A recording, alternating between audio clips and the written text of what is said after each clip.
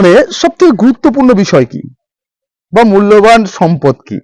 আপনি অবশ্যই বলবেন টাকা। কিন্তু বন্ধু, টাকা কিন্তু আপনার জীবনের মূল সম্পদ নয়। আপনার জীবনের সবথেকে মূল সম্পদ যদি মনে করেন তাহলে সময়।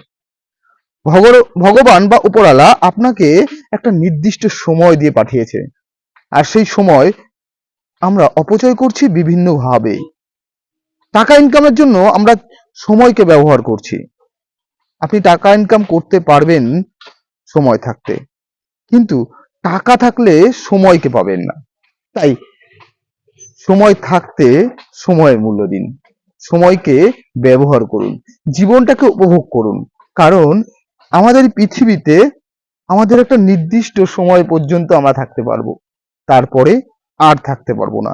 তাই টাকা থাকুক, তার সঙ্গে সময়কে বেশি মূল্য দিন। তাই আপনার জীবনে সব থেকে বেশি মূল্যবান যে জিনিসটি, সেটা হলো সময়। সময়কে মূল্য দিতে জানুন।